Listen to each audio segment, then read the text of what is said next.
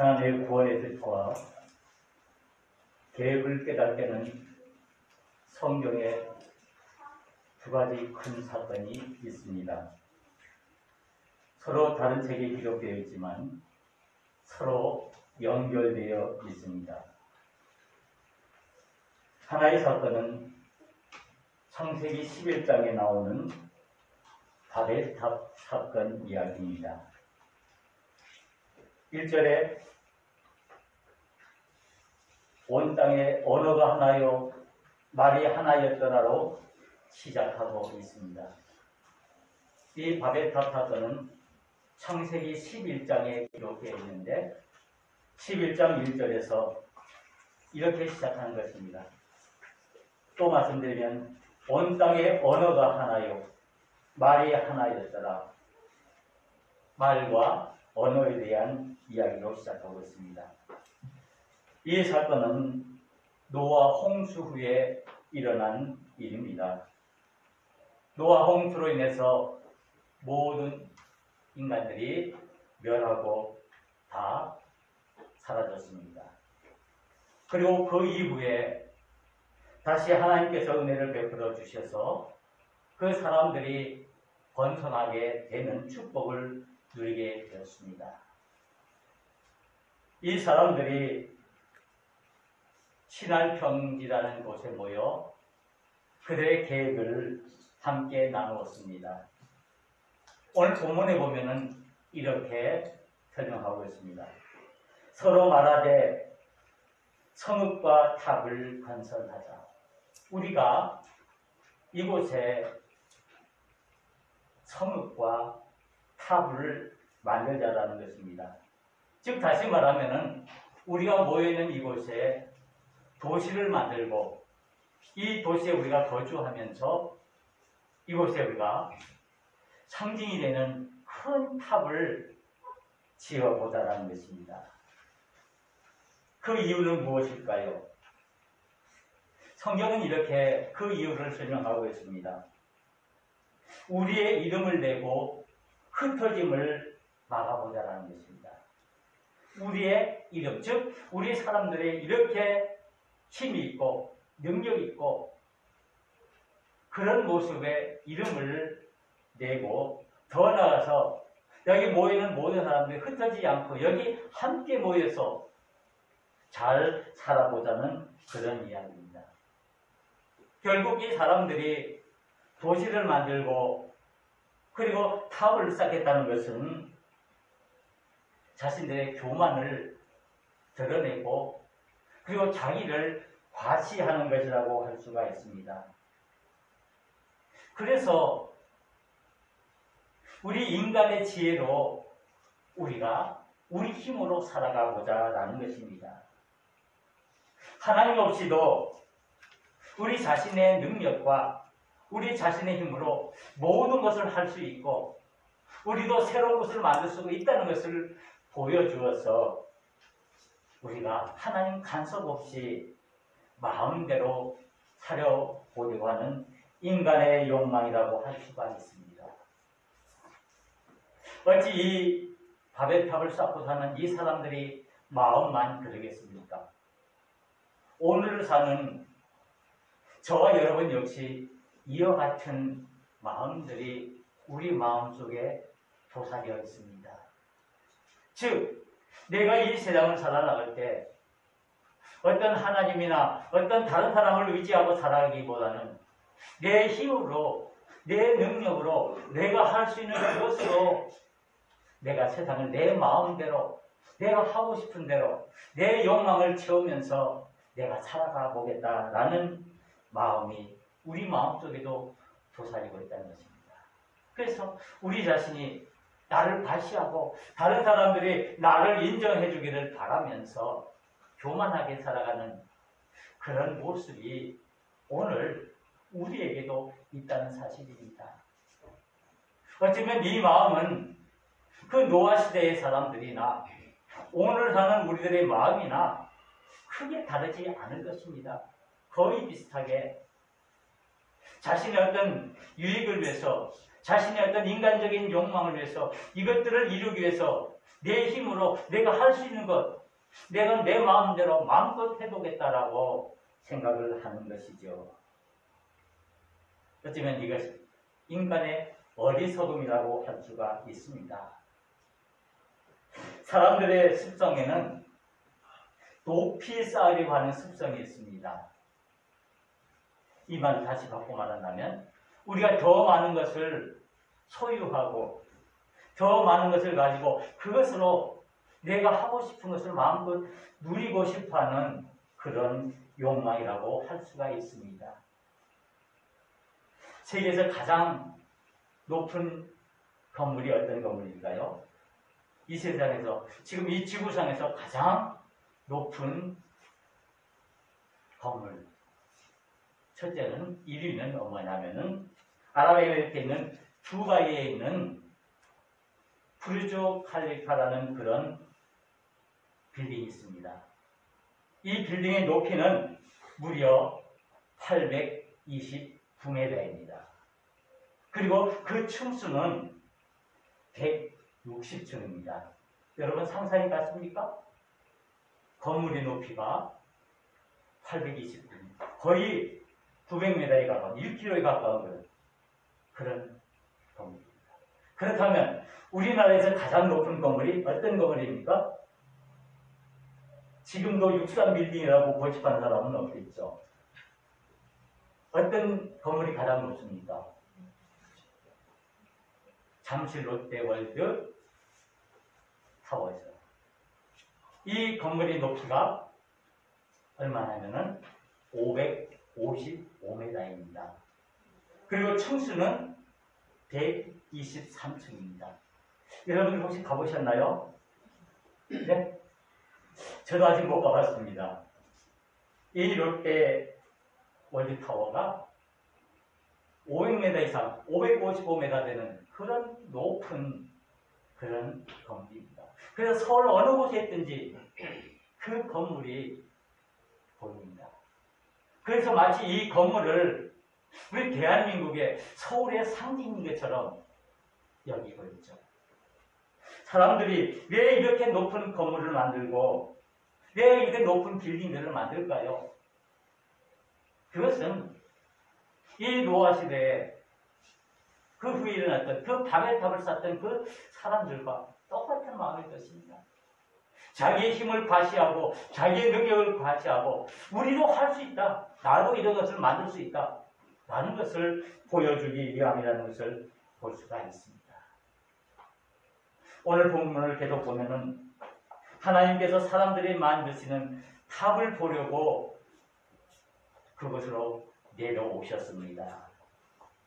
그리고 하나님께서는 그 사람들의 행동을 하는 것을 보고는 하나님께서 깜짝 놀라셨습니다. 그래서 하나님 마음에 드는 생각이 어떤 생각이냐? 이후로는 그 하고자 하는 일을 막을 수 없으리라. 지금 이 사람들이 교만해서 그 높은 탑을 쌓아서 하늘에 닿게 하려고 하는데, 그리고 이것을 다 하고 나면은 이 사람들이 어떤 생각을 가질까? 이후에 일어나는 일들이 과연 어떤 일들이 일어날까? 그래서 감당할 수가 없다는 것입니다. 그래서 하나님께서 마음속으로 그래, 내가 이 탑을 더 이상 올라가지 못하게 막겠다. 그런데 왜 어떻게 이 사람들이 이 탑을 만드는 것이 가능한가를 보니까 그 당시 언어가 하나입니다. 말이 하나입니다. 오늘 1절에서 말한 것처럼 그들이 사용하는 언어와 말이 하나이기 때문에 그것 때문에 이런 높은 탑을 쌓는 일이 가능하다는 것입니다. 그래서 언어가 하나이므로 이같이 사역하였으나 이 일을 시작하였으나 그 후로는 그들이 하고자 하는 일들을 내가 막을 수 없게 하나님께서 그 탑을 쌓는 것을 막으려고 작정하십니다. 하나님께서도 걱정이 되신 거죠. 이 인간들이 어떻게 하려고 그 탑을 쌓아서 하늘에 닿게 하고, 그래서 그것을 오르락내리락하면서 자기의 힘을 과시하고 자기 마음대로 하고 자기 뜻대로 해보겠다라는 것입니다. 그렇다면 이 사람들이 이 탑을 쌓는 일이 가능한 이유가 무엇입니까? 그것은 언어가 하나이기 때문에, 말이 하나이기 때문에, 그래서 이것이 가능한 것입니다. 그래서 하나님께서 작정하신 것이 그들의 언어를 혼잡하게, 서로 알아보지 못하게, 지금 하나님 언어를 여러 개의 말로, 여러 개의 언어로 만들어서 서로 의사소통할 수 없도록, 더 이상 서로 의논하면서 이 탑을 짓지 못하도록 하나님께서 그들의 언어를 혼잡하기로 작정을 했습니다. 하나님께서 언어를 혼잡게 시켜버리기 때문에 그 탑을 쌓아가는 과정에 그 사람들이 서로 갈등이 생기고 서로 다툼이 생깁니다. 돌을 올리려고 그러는데 물을 올리고, 물을 올려달라는데 엉뚱하게 다른 것을 올리면은 서로가 의견이 다르고 마음이 달라서 서로 거기서 다투고 분쟁해서 더 이상 그 탑을 지을 수 없는 그런 상황에 이르렀습니다. 그래서 그 사람들이 더 이상 그 탑을 지는 것을 포기하고 서로 각각 흩어져 있다라고 말하고 있습니다. 결국 사람들은 그 탑을 짓는 것을 중지하고 그들 각각 흩어졌습니다. 하나님께서 이 언어를 혼잡하고 그 탑의 이름을 바벨탑이라고 했습니다. 그 바벨이라는 말은 혼잡케 하라라는 뜻입니다. 하나님께서 하나님의 언어를 혼잡케 해서 그들의 쌓는 그 탑을 더 이상 짓지 못하도록 만들었다는 것입니다. 바로 언어가 상실된 것이죠. 그 탑을 쌓는 사람들에게 그 언어가 상실됨으로 인해서 결국은 그들의 목표를 이루지 못하고 각각 흩어지는, 그래서 문제가 발생하는 일이 있습니다. 우리 인생을 살아나가면서 우리에게 많은 어려운 문제들이 있습니다. 문제가 없는 사람이 없고 문제가 없는 가정이 없죠. 누구에게나 문제가 있습니다. 단지 그 문제가 크고 작고냐의 문제죠. 결국 자신에 의하면은 그 모든 문제가 다 크고 다 정말 중요한 문제이죠. 그런데 대부분 그런 문제들이 어떤 데서 시작되냐 하면은 관계의 문제에서 시작됩니다. 서로 상대방과 다른 사람과의 그 관계에서 그 문제들이 발생하게 된다는 말씀입니다. 우리가 곰곰이 우리 주위를 돌아보아도 우리 자신의 문제나 우리 가정의 문제나 우리 직장의 문제나 우리 교회의 문제나 그리고 더 크게 이 나라의 문제를 보더라도 결국에는 그 관계가 원활하지 못하기 때문에 그런 문제가 생기는 것입니다. 그런데 이 관계가 어디서 문제가 생깁니까? 결국에는 말에서 시작됩니다. 즉 언어에서 시작된다는 거죠. 즉 그 언어가 제대로 소통되지 않기 때문에 문제가 생기는 겁니다. 우리가 예를 들어서 우리 부부와의 문제 어디에서 일이 시작됩니까? 말에서 시작됩니다. 큰 아주 중요한 그런 문제에서 시작된 거 아니죠. 나라가 위급해서 나라를 구하는 그런 문제 때문에 부부싸움 합니까? 아니죠. 아주 사소한 말 하나, 그 말 때문에 관계가 어그러지고 그로 인해서 우리가 감당할 수 없는 어려운 문제를 겪게 되죠. 자녀와도 마찬가지입니다. 왜 우리가 자녀들과 문제가 생기고 갈등이 생깁니까? 그것도 결국에는 말 때문에 생깁니다. 그 말이 서로 통하지 않기 때문에 이와 같은 일들이 생기는 거죠. 하나님과 우리와의 관계도 마찬가지입니다. 하나님과 우리와의 관계가 원만하지 못하고 늘 우리가 하나님 앞에 죄송스러운 게 뭡니까? 우리가 하나님의 그 말을 제대로 이해하지 못하고 하나님의 그 말을 제대로 우리가 깨닫지 못하기 때문에 이런 관계가 단절되어 된 것입니다.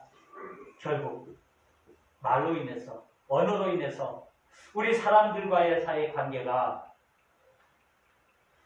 어려워지기도 하고, 우리 하나님과 우리와의 관계에 있어서 이 말로 인해서 우리가 어려움을 겪게 된다는 말씀입니다. 사람들은요, 자신의 말만 하려고 하는 그런 경향이 있습니다. 그러면 흔히 우리가 말하는 것처럼 소통이 안 돼요. 서로 통하지가 않죠. 왜? 나는 나대로 이야기하고 상대방은 상대방대로 이야기하면은 결국 그 이야기는 서로 통할 수가 없습니다. 소통이 안 됩니다. 서로 각기 다른 소리만 내다보면은 거기에는 문제가 생기고 갈등이 생기고 거기에는 상처가 생기고 아픔이 생기게 되는 것입니다. 우리 자신들은 아니다 그러죠. 나는 안 그래. 나는 안 그래라고 말하면서도 결국 보면은 우리 스스로가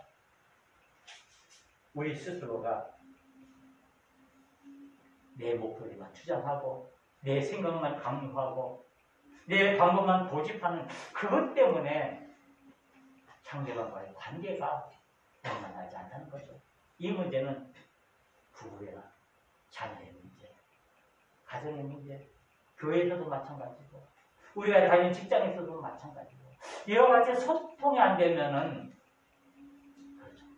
저도 이렇게 소통을 강조하고 있지만 저 역시 소통이 잘 안 되고 때로는 불통이라고 이야기를 듣습니다. 때로는 꼰대라고 말을 듣습니다. 모든 사람들이 이런 경향이 있는 건 사실입니다. 서로 들으려고 하지 않기 때문에 그렇습니다. 내가 듣고 싶은 것, 내가 원하는 것만 들으려고 하는 그런 마음이 있다는 것입니다. 그래서 문제가 생기고 소통이 안 되는 겁니다. 우리가 젊은이들과 소통이 안 된다고 그러죠. 일단은 말이 잘 안 통하죠. 요즘 우리 젊은이들이 쓰는 말 여러분들 잘 이해하십니까? 뭐 오래전 젊은이 사이 쩐다라는 말. 혹시 이거 무슨 말인지 아십니까? 쩐다. 우리 젊은이들은 알겠죠. 무슨 말이죠? 아, 쩐다. 그렇게 우리 어른들 입장에서는 그게 굉장히 불쾌하게 들릴 수도 있습니다. 그런데 자세히 그 말하는 것을 보면 그것이 결코 다른 말이 아니라는 것입니다. 그 말을 통해서 자신의 이야기하고자 하는 그런 표현을 하고 있는 것인데 우리가 그 젊은이의 쓰는 언어들을 제대로 알지 못하고 이해하지 못하기 때문에 그들을 무시하고 그들의 생각을 우리가 받아들이려고 하지 않죠. 멘붕이 온다. 문상가인가? 그래서 젊은이들이 누가 돌아가셔서 문상가나 그랬더니만은 그 문상이 뭔지 아십니까? 문화상품권을 가르쳐서 문상이라고 그러더라고요.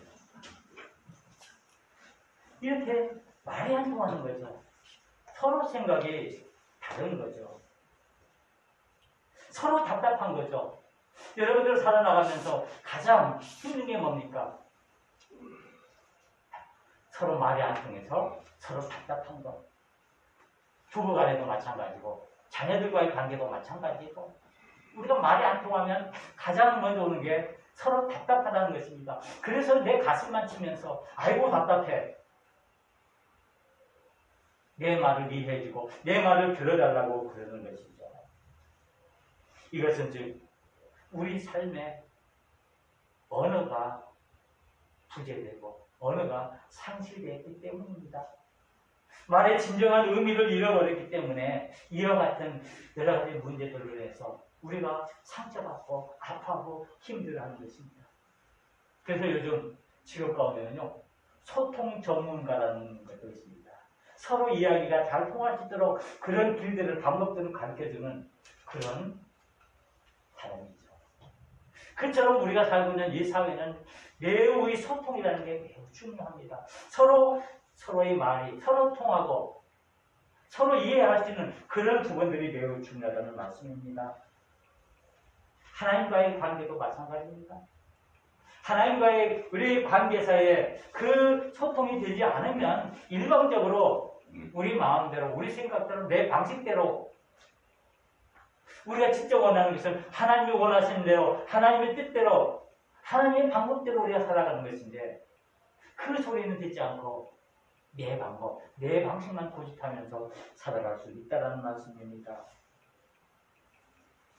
이 바벨탑 사건은 우리에게 무엇을 말하고 하는 것입니까? 결국에는 언어의 상실을 말하고 있는 것입니다. 소통이 안 되는 그 소통의 이유를 우리에게 말씀하고 있습니다. 그래서 이로 인해서 이 바벨탑 사건 중에서 하나님과 우리와의 관계가 끊어지고 사람들과 사람들 사이에 끊어진 그 관계를 우리에게 말씀해 주고 있는 것입니다. 얼마나 비극적인 역사입니까? 바로 어쩌면은 이것이 인간들의 교만하고 인간들이 자신의 욕망만을 추구하는 그런 데 대한 하나님의 징계라고 할 수 있습니다. 하나님께서 우리에게서 말을 뺏어가 버렸습니다. 언어를 빼어가 버렸습니다. 그래서 우리 관계가 상실되어진 것입니다. 또 다른 하나의 사건이 있습니다. 예수님께서 부활하신 후에 나타난 사건입니다. 사도행전 2장 1절에서 13절에 있는 말씀입니다. 그래서 이 사도행전 2장 1절에서 이렇게 말씀하고 있습니다. 오순절날이 이미 이름에 그들이 다 같이 한 곳에 모였더니, 이렇게 이 사도행전은 시작하고 있습니다. 우리는 이 사도행전 2장에 있는 이 사건을 오순절 마가의 다락방의 사건이라고 말합니다. 예수님께서 부활하신 후에 이 땅에 50일간 머물렀습니다. 이제 그 마지막 날 50일이 되는 순간 하늘로 올라가셨는데 우리는 그것을 승천이라고 말합니다. 하나님께서 하늘로 승천하시면서 우리에게 보내주시겠다고 하신 약속이 있는데 그것이 바로 성령님을 우리에게 보내주셨다고 하셨습니다.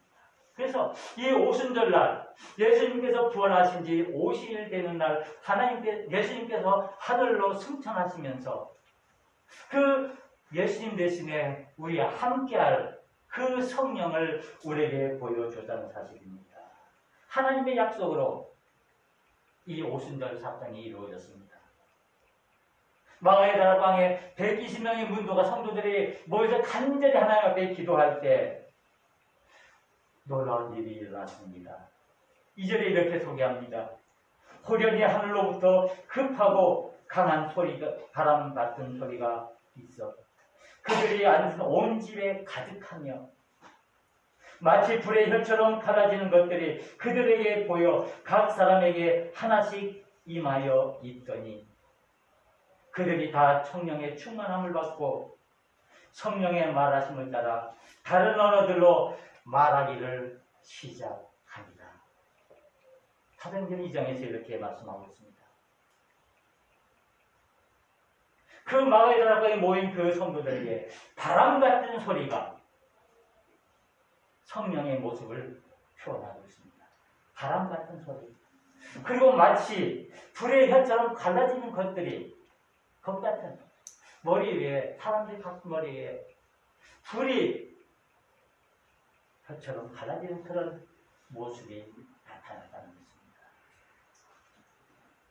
이 성령이라는 말은 성경에서는 어려운 말로 히브리어로는 루하우라는 말을 쓰고 헬라에서는 푸뉴마라는 말을 씁니다. 이 말은 쉽게 말하면은 생명이라는 말과 생기라는 말과 숨이라는 말과 호흡이라는 말을 쓰고 있습니다. 하나님께서 천지 창조하실 때 인간을 만드시고 사람을 만드시고 그 속에 뭐를 집어넣습니까? 생기를 집어넣었다고 했습니다. 그 생기가 바로 오늘 이 성령의 의미하는 루아흐라는 말을 쓰고 있고요. 그리고 우리가 숨을 쉬고 우리가 살아가는 그 모습을 표현하는 그 단어, 즉 이 푸니마라는 말을 쓰는데 이것이 성령이라는 말을 대신하고 있는 것입니다.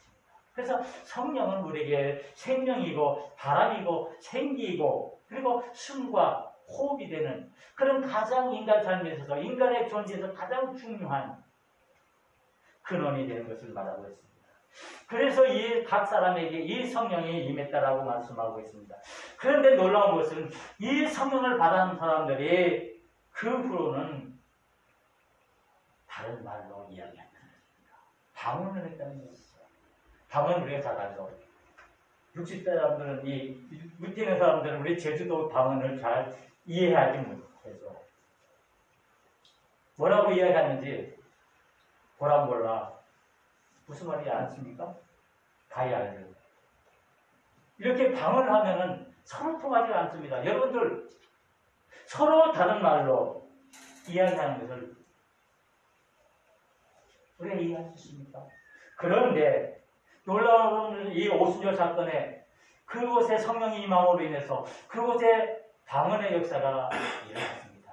거기에 모인 사람들이 각기 자신의 말로, 각기 다른 말로 이야기하지만 서로가 통했다는 것입니다. 다른 언어가 들린다는 것, 놀라운 일이죠. 바로 이 성령 강림의 사건은 언어를 회복하는 사건입니다. 하나님께서 우리 사람들에게, 인간들에게 언어를 다시 돌려주는 사건들입니다. 그래서 갑자기 다른 나라 말로 해도 우리가 들리는 겁니다. 우리가 갑자기 있는데 미국 사람이 영어를 해도, 러시아 사람이 러시아를 해도, 또 아프리카 사람이 아프리카 말해도 다 내 귀에 들리는 거예요. 얼마나 놀랐겠습니까? 안 그렇습니까? 우리 대한민국에 있는 사람들은 서로 각기 지방의 방언으로 하면 잘 서로 통하지 않는데 갑자기 영어가 들리고 러시아가 들리고 중국어가 들리고 일본어가 들리고 그러면 얼마나 놀라겠습니까? 이것이 방언의 역사인데 오늘 하나님께서 하나님의 사람들에게 이 방언의 역사를 주시고 서로의 언어를 알아들을 수 있도록 기적 중에 기적을 행하셨습니다. 언어를 회복했다는 것입니다. 서로 말이 통하니 서로 이제 마음이 통합니다. 우리가 서로 통하는 것이 아닙니까?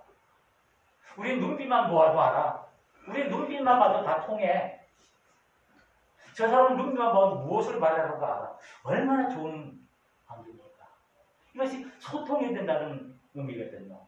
그러니까 말이라는 것은, 언어라는 것은 단순히 우리가 입으로 내는 이 소리만을 의미하는 것이 아니라 그 속에 포함되어 있는 정신이나 메시지, 그런 것들을 우리가 듣고 이해해야 한다는 말씀입니다. 왜 하나님께서 믿음의 사람들에게 이 성령을 보내셨을까요? 그렇다면 왜 예수님께서 승천하신 그때 오순절 마가의 다락방에 성령을 보내셔서 그에게 모인 사람들에게 방언을 하게 했을까요? 그것은 관계를 회복하기 위한 하나님의 은혜입니다.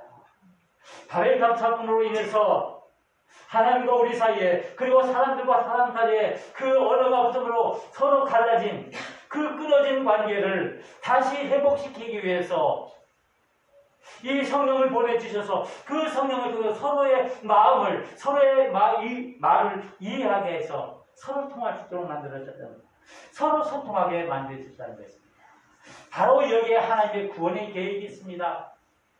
하나님의 뜻이 여기 있습니다. 바벨탑 사건으로 인해서 우리가 갈라진 그 관계를, 깨어진 관계를 다시 회복시키기 위해서 성령님을 보내주셨다는 말씀입니다. 우리는 말을 잘 통하기 위해서는 말을 잘 해야 할 뿐 아니라 또한 잘 듣기도 해야 합니다. 우리는 이것을 경청이라고 말하죠. 다른 사람의 말을 잘 듣고 그것을 내 마음속에 새길 때 우리가 서로 통할 수 있는 그런 은혜가 있는 것입니다. 우리가 듣는다는 것 얼마나 힘든지 모릅니다. 내가 말하기는 좋아하고 내가 말을 하려는 것은 많지만은 다른 사람이 이야기하고 다른 사람의 말을 내가 잘 들으려고는 하지 않죠. 그렇기 때문에 우리가 문제가 생기는 것입니다. 우리가 잘 듣기 위해서는 우리 자신들을 온전히 내려놓을 수 있어야 합니다. 우리 마음을 쉬운 말로 비워야 다른 사람의 말을 잘 들을 수 있습니다. 내 속에 꽉 차 있으면서 다른 사람의 말을 듣는다는 것은 무리죠. 우리는 잘 들어야 우리가 잘 말할 수 있습니다. 그래야 소통이 될 수 있습니다. 그래야 그 소통이 가능해야 우리의 관계가 원만하게 이루어진 것입니다. 그래서 이 소통은 하나님과의 관계, 우리 사람들과의 그 사이에 있어서 매우 중요한 문제라는 사실입니다. 이 사도행전은 우리는 성령행전이라고 말합니다. 성령님께서 어떻게 하나님의 일을 해나가신가를 보여준 그 책이죠. 결국에는 이 사도행전을 통해서 초대교회가 그 하나님의 일들을 해나가는데 결국에는 성령님께서 임재하셔서 그 성령님의 임재하심으로 말미암아 그 서로의 언어가 회복됨으로 서로 소통함으로 인해서 그 하나님의 일들을 해나갔다는 것입니다. 우리가 하나님의 일을 할 때 가장 중요한 것은 무엇입니까? 서로의 마음이 통해야 합니다. 서로 마음이 하나가 되어야 합니다. 서로 각기 마음을 가지고 내 생각, 내 주장만 가지고 주장한다면 우리가 하나님의 뜻을 이룰 수가 없습니다. 그래서 오늘 말씀합니다. 그들이 다 성령의 충만함을 얻고 성령이 말하게 하심을 따라 다른 언어들로 말하기를 시작합니다. 성령 받은 사람은 말하기를 시작합니다. 이 말을 다시 말한다면은 내 자신을 내어놓고 상대방의 이야기를 듣고 서로 소통한다는 의미입니다. 바로 여기에 하나님의 뜻이 이루어지는 것입니다. 그래서 오늘 이 사도행전은 말하기를 시작합니다. 이제 우리 교회가 우리 자신들이 말하기를 시작해야 합니다. 끊어졌던 그 관계들을 다시 한번 원만하게 이어서 그 소통을 통해서 하나님의 뜻을 깨달아야 합니다. 하나님은 말씀으로 천지를 창조하셨습니다. 그리고 요한복음에 보면 말씀이 육신이 되어 우리의 구원의 역사를 시작하셨습니다. 성령님께서 임하셨습니다. 성령은 무엇입니까? 거룩한 영, 하나님의 영입니다. 이 영은 우리를 회복케 하는 영이요, 우리를 인도하는 영이요, 우리를 보호하시는 그런 하나님의 영입니다. 성령은 하나님이십니다. 하나님의 영이 우리 마음속에 충만해야 한다는 말씀입니다. 우리 삶 속에, 내 생각 속에, 내 마음 속에 하나님이 충만하게 있을 때 우리는 하나님의 뜻을 따라서 우리가 하나님의 뜻을 이룰 수 있다는 사실입니다. 우리가 어떻게 하면 성령 충만할 수 있습니까? 우리가 어떻게 하면 성령 받을 수가 있습니까? 아주 간단합니다. 우리가 성령을 돈 주고 살 수도 없습니다. 우리가 공부해서 그 성령을 얻을 수 있는 것 아닙니다. 내가 공부 많이 한다고 성령 얻습니까? 성령 공부 열심히 한다고 해서 우리가 성령 얻습니까? 가장 간단합니다. 성령은 말씀과 기도로 얻을 수 있습니다. 하나님이 주시는 은혜입니다. 성령은 하나님의 선물입니다. 하나님이 나에게 주신 각별한 선물입니다.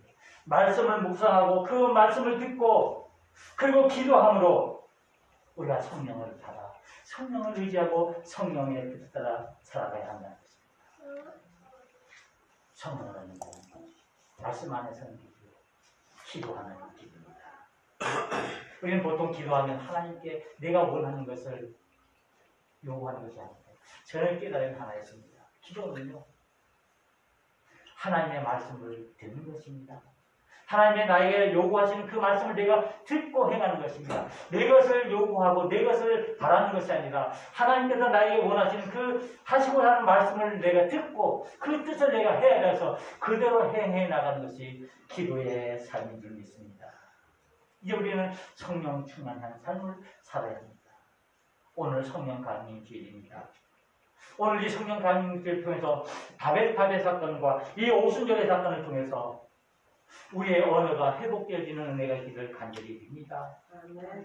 말씀으로 우리에게 오신 그 하나님을 나의 하나님으로 고백하면서 이 말을 통해서 하나님의 뜻들을 이뤄나가야겠습니다. 하나님의 말씀에는 능력이 있습니다. 하나님의 말씀이 우리의 삶을 인도하십니다. 회복의 영으로 오신 그 주님, 우리의 보혜사 성령 되시는 그분께서 우리의 믿음의 사람들을 위로하시고 보호하시고 우리를 지키시면서 우리의 삶을 충만케 하십니다. 이제 우리의 믿음이 하나님과 소통해야 합니다. 이제 우리는 성령의 충만함으로 하나님과 통하는 믿음, 그리고 우리 사람들과 통하는 그 믿음의 삶을 통해서 우리 교회가 이걸 성령 충만함으로 하나님의 뜻을 이루어나가는 귀한 은혜가 있어야 할 것입니다. 아멘. 성령을 받은 사람은 말하기를 시작합니다. 기도하시겠습니다. 은혜로우신 하나님 아버지 감사합니다.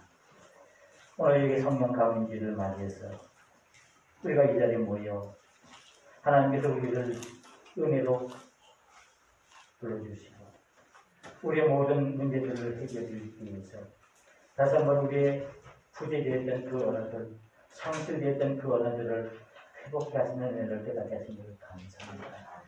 이제 우리가 성령 충만함으로 이제 주님의 뜻을 순종함으로 오직 하나님의 영광만 드러내는 귀한 삶을 살아가게 하여 주시옵소서.